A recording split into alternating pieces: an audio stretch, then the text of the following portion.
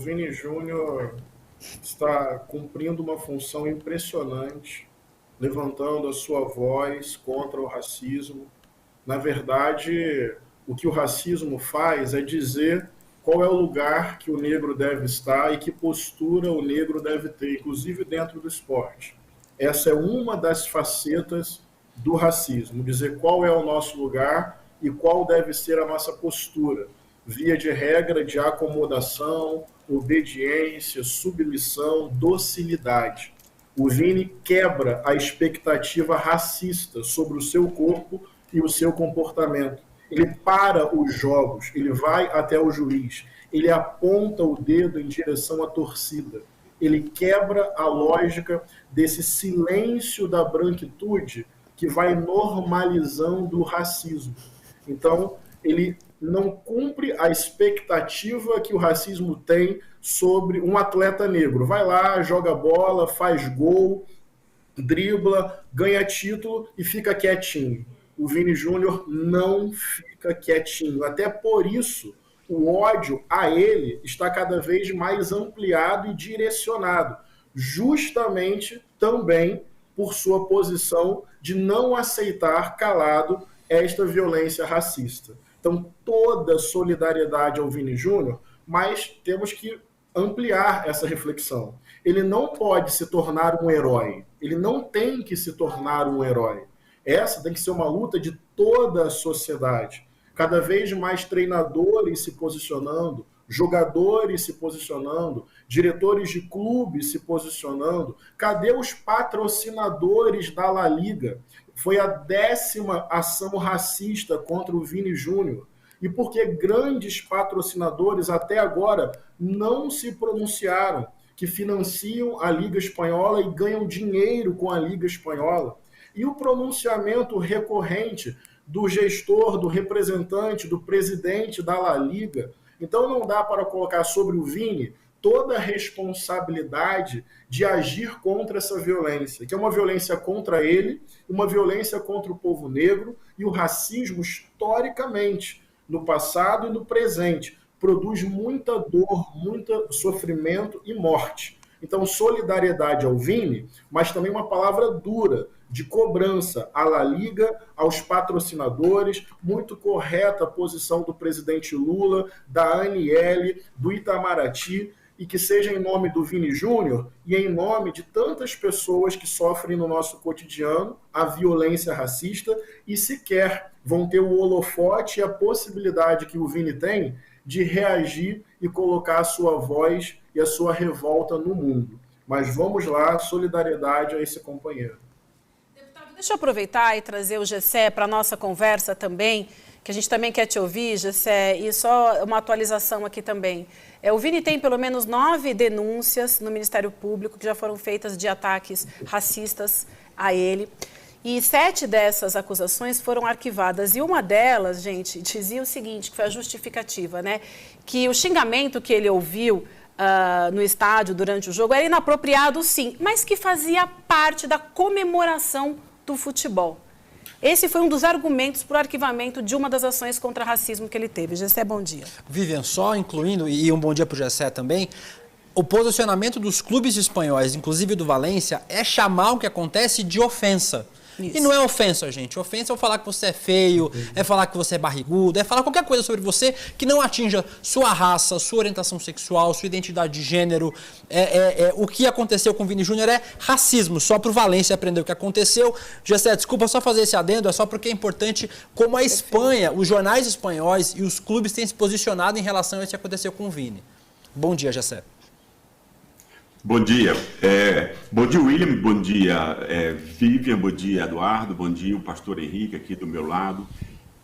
Bom dia aos nossos amigos. Quer dizer, eu acho que você tocou num ponto que é fundamental, Vivian, que quer dizer, depois William também. Né? Quer dizer, a gente tem aí, quer dizer, eu também fiquei muito contente com a atitude de estadista do Lula. Ele transformou a questão em uma questão de Estado, né?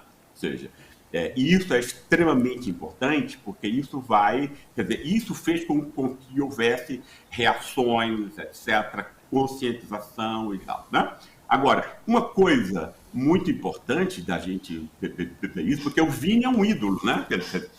O Vini era o cara, era o jogador da seleção que eu sempre gostei mais, por exemplo. E eu não sou o único e tal. Ou seja, ele é um ídolo para muita gente, né? E ele conseguiu, né? Quer dizer, e ele reagiu de um modo, como o pastor Henrique havia dito antes, né? Que não foi de medo, não foi de aceitar, ele jogou, isso quer dizer que foi, inclusive aconteceu a mesma coisa com o zagueiro alemão negro Rüdiger em um outro jogo. Rüdiger foi, inclusive, lá e peitou a torcida, etc. Né? Quer dizer, então você tem aí um contexto que não é um contexto onde isso seja aceitável. Né? Quer dizer, para um cara como o Rüdiger, como um alemão, ele sabe, se isso acontecesse no estádio alemão, né, a torcida inteira iria presa, ou algo assim, né? Quer dizer, alguma coisa, alguma comoção muito importante iria acontecer. Na Espanha, né, isso não acontece. A Espanha tem um passado franquista, de fascismo, que ela nunca discutiu, etc, etc. Agora, um ponto importante da gente lembrar isso acontece no Brasil o tempo inteiro e a gente só se toca quando isso acontece na Espanha, etc. e tal, entende? Quer dizer, que é algo absurdo. Quer dizer, o que a torcida do Corinthians fez no jogo contra o São Paulo, né? Entende? Quer dizer, xingando a torcida, quer dizer, com cantos homofóbicos, etc. É exatamente a mesma coisa. É exatamente a mesma coisa. Não tem diferença nenhuma nisso, né? Nesse pré-julgamento que você faz da orientação sexual de alguém, como se fosse uma coisa que implicasse que a pessoa seja covarde, etc., e coisas do tipo. É exatamente isso que acontece com o negro, né? Você vai restringi-lo aí vai retirar a sua humanidade, né? Um processo de desumanização. Né? E isso é muito importante. Quer dizer, o que é que acontece? Isso é que eu acho importante a gente perceber.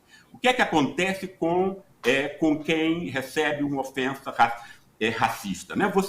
Como você já recebeu aquilo milhares de vezes, né?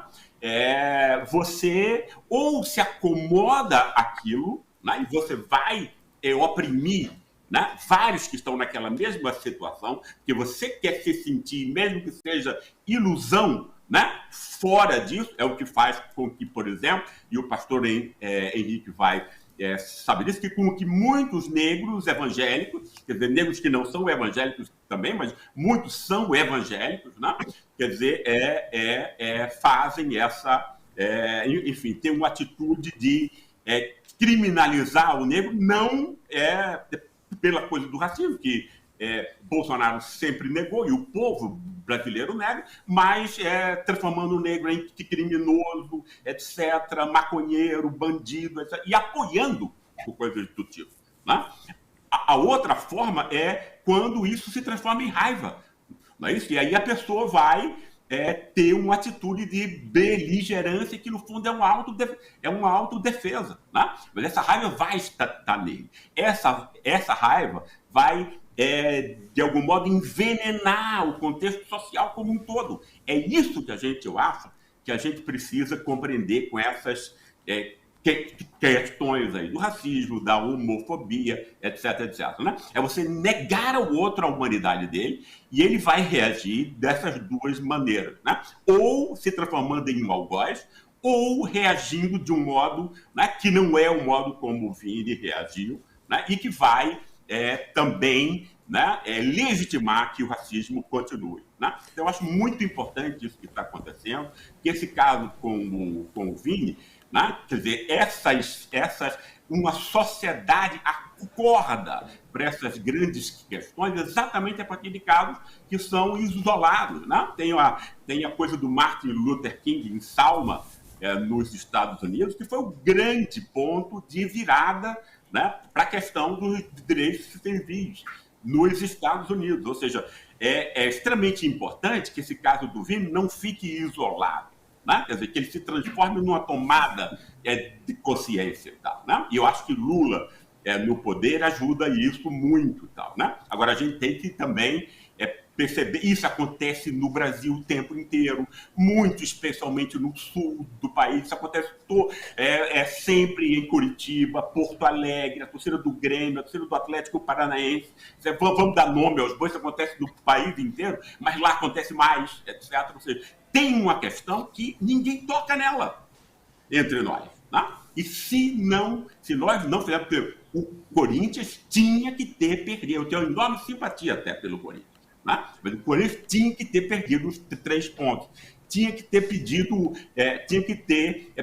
mano de campo por várias rodadas. É inadmissível que aconteceu, né? E esses fatos são fatos todos que remetem a uma coisa que é comum entre nós, né? Ou seja, numa sociedade conservadora, racista, homofóbica como a nossa.